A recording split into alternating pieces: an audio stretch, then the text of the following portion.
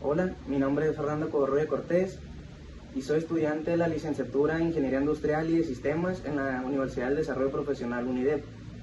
El propósito de este video es compartirle los conocimientos que logré adquirir en el curso de Probabilidad y Estadística y adentrarnos un poco más en el fascinante mundo de las estadísticas, dando respuesta a algunas preguntas. Primero que nada, empecemos definiendo brevemente qué es la probabilidad y la estadística. Podemos decir que la probabilidad y la estadística son ramas fundamentales de las matemáticas que nos permiten analizar datos y tomar decisiones informadas.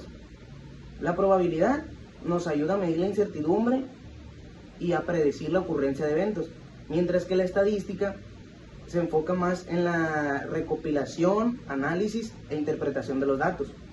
En conjunto, ambas nos proporcionan herramientas esenciales para comprender patrones y tendencias en la información.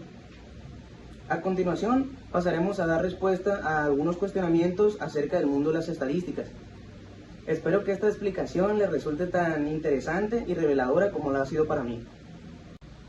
Bueno, la primera pregunta nos dice: el conferencista Walter Sosa menciona de qué manera convive con la estadística en su vida diaria. ¿Cuáles son esos momentos y, en mi caso, dónde observo la estadística? Bueno, el conferencista durante el video habla un poco acerca de cómo es un día en su vida diaria. Nos comenta que la estadística está por todas partes y que siempre nos rodea. Él dice que lo primero que hace cuando se levanta es analizar todo lo que consume. Luego da un ejemplo en que su esposa aparece y le dice que le sugiere abrigarse porque durante el día se predice que habrá vientos moderados. También comenta que se dispone a leer el diario y se percata que la bolsa de valores está bajando, y por medio de una gráfica se da cuenta que en España hay 5 millones de personas desempleadas que se encuentran buscando trabajo activamente en el país. Luego prende la televisión y lo primero que le aparece son los puntos de rating que ha generado cierta persona. Él dice que otro ejemplo que da es que entra a Facebook y le aparece que cierto candidato va ganando con un 34% de intenciones de voto para las próximas elecciones. Todos estos, como podemos darnos cuenta, son ejemplos de donde está presente la estadística. De alguna u otra forma se llevó a cabo una recopilación de datos y un análisis. En mi caso, ¿dónde puedo decir que observo la estadística?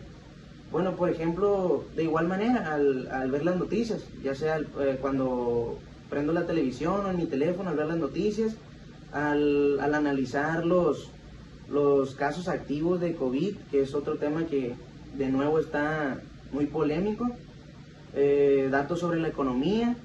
Otro ejemplo, por ejemplo, sería en el ámbito de los deportes, al yo analizar las estadísticas de algún jugador, las probabilidades que hay de que un equipo gane enfrentándose a otro, o por ejemplo cuando yo voy a realizar una compra en línea, ¿qué es lo que yo hago? Pues es identificar los productos que me interesan, analizar las estadísticas del producto, las calificaciones que le han dado los demás usuarios, las tendencias de venta, qué opiniones hay de ese producto, etc. La pregunta número 2 nos dice: ¿qué es la econometría? ¿En esta disciplina hace uso de la estadística? Bueno, básicamente la econometría es una disciplina encargada del uso de métodos estadísticos, numéricos, computacionales y matemáticos en la economía, pero en general en las ciencias sociales.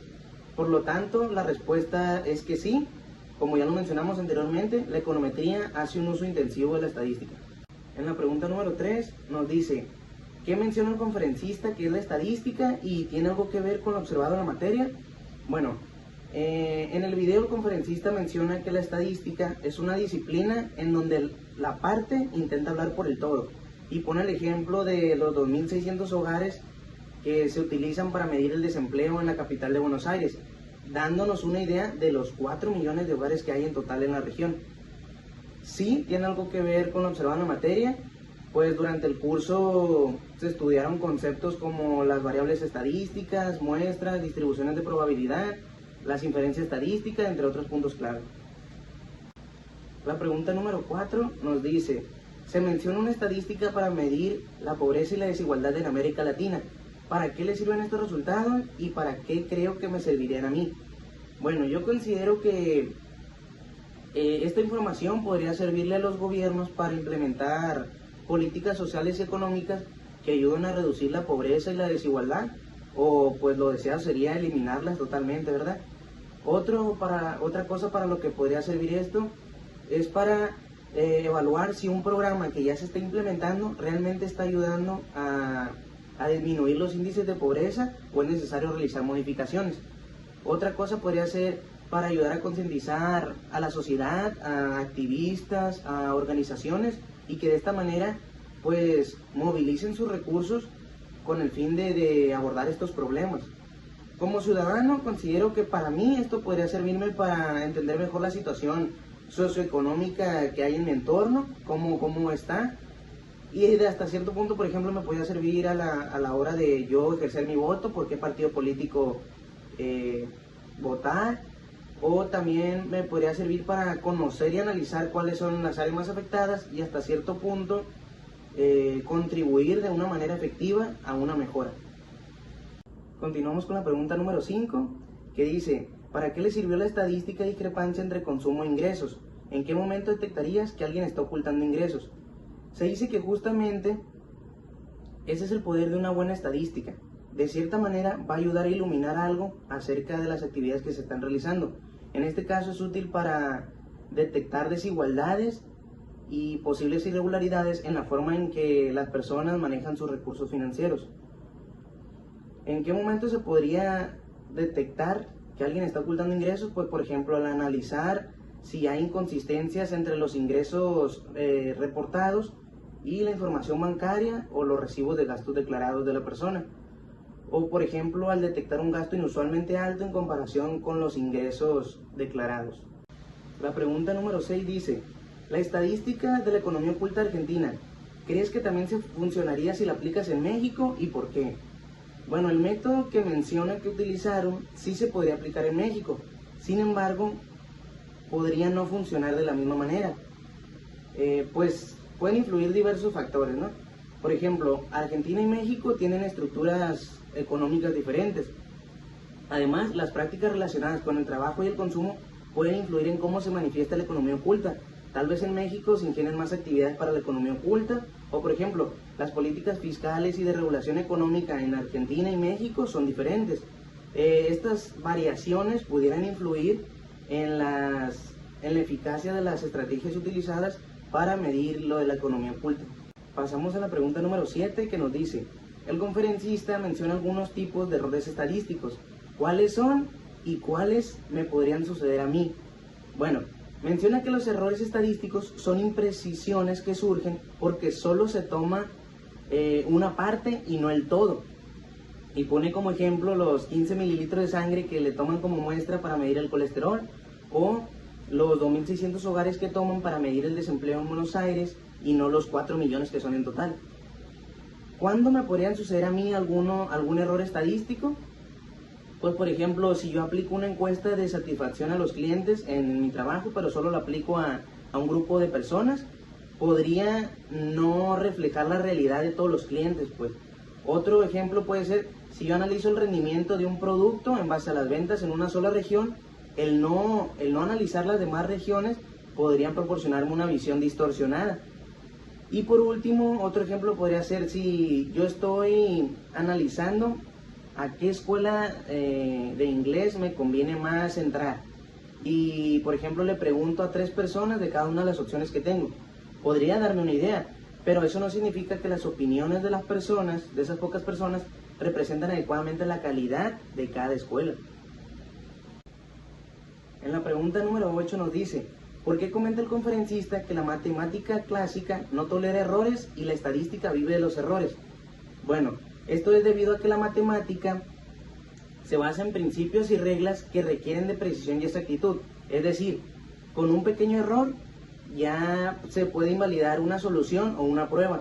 La estadística, en cambio, vive de los errores porque a menudo trabaja con datos que están sujetos a variabilidad e incertidumbre. Bueno, continuamos. Ahora pasamos a la pregunta número 9, que nos dice, ¿por qué crees que el conferencista comenta que la estadística puede ser precisa pero inabarcable? Bueno, yo considero que esto es debido a que Aunque la estadística puede dar resultados muy exactos, la gran cantidad de datos y la complejidad que conlleva el análisis pueden hacer que los resultados sean difíciles de manejar por completo. Es decir, ser preciso no significa que sean fáciles de comprender o de utilizar. Y por último, la pregunta número 10 dice así: ¿por qué se menciona el cuento sobre el vigor en la ciencia de Jorge Luis Borges? El conferencista menciona el cuento para mostrar que, aunque es importante la precisión en la ciencia y la estadística, ser demasiado preciso puede llegar a ser poco práctico. En el cuento, Borges habla de un imperio donde los mapas son tan detallados que son del mismo tamaño que los territorios reales que representan. Esta exageración resalta cómo una búsqueda excesiva de exactitud puede volverse inútil y poco manejable. Muy bien, hemos llegado al final de este video.